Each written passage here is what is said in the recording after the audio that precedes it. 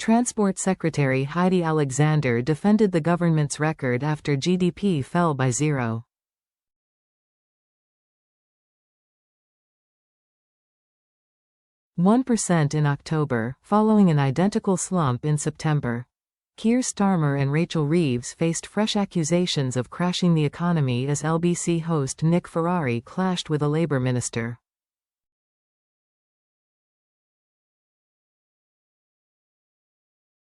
Transport Secretary Heidi Alexander defended the government's record after GDP fell by 0.1% in October, following an identical slump in September. The shock data covers the period just before the Chancellor's tax-hiking bombshell budget, with economists predicting worse to come.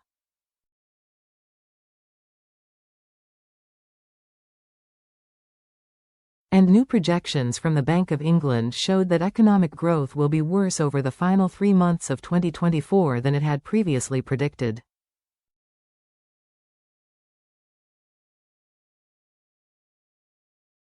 Mr. Ferrari blasted. "There is no growth, you're not delivering in this area, are you, Secretary of State?"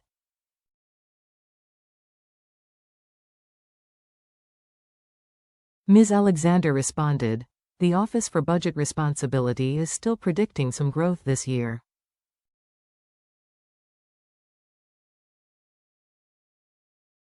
"It's not as much as we would like.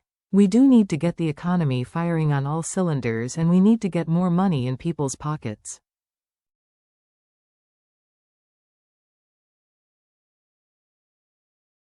"Some of the things we have committed to doing, which are going to make a difference, like the planning reforms so we can get the construction sector really operating well, building the infrastructure."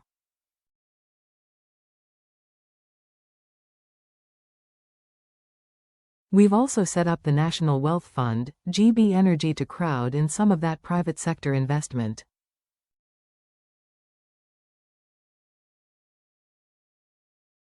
"We are not going to be able to turn around 14 years of stagnation and decline in not much more than 14 weeks since the general election."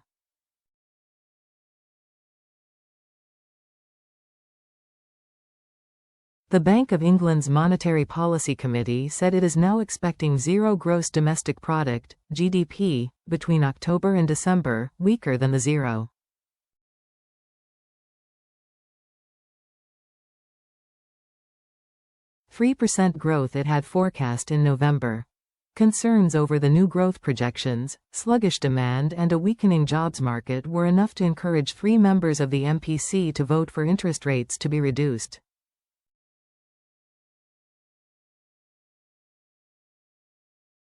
The Chancellor insists her big spending budget will help revive the dismal growth results, a flagship Labour pledge.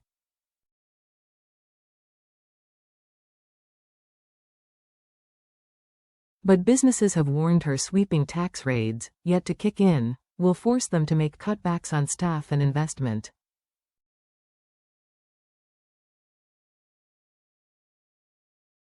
Government borrowing fell to £11.2 billion last month, the lowest November figure in 3 years, as tax receipts rose and debt interest payments fell sharply, according to official data.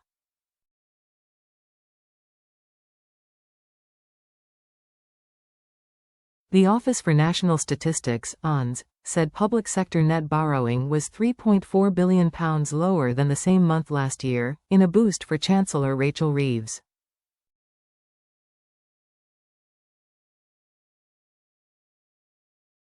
Economists had predicted £13.3 billion of borrowing for November. The new figures showed that the cost of servicing government debt fell to £3 billion for the month, minus £4.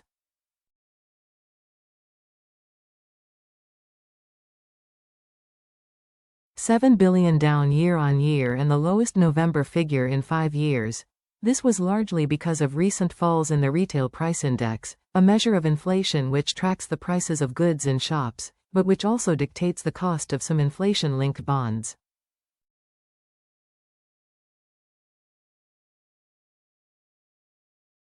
While departmental spending, welfare payments and other public services spending rose, the fall in the cost of servicing the national debt was enough to bring down the overall borrowing figure.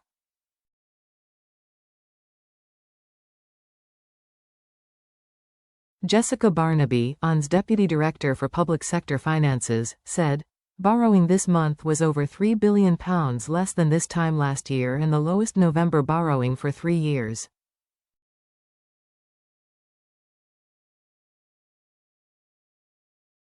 Central government tax receipts grew compared with last year, while increased spending on public services and on benefits were offset by lower debt interest payable."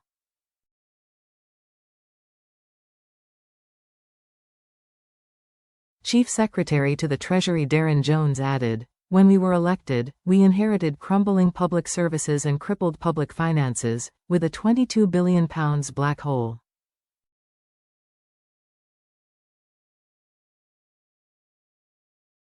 This government will never play fast and loose with the public finances. Now we have wiped the slate clean, we are focused on investment and reform to deliver growth, delivering the plan for change, to put more money in people's pockets, get the NHS back on its feet, rebuild Britain and secure our borders in a decade of national renewal."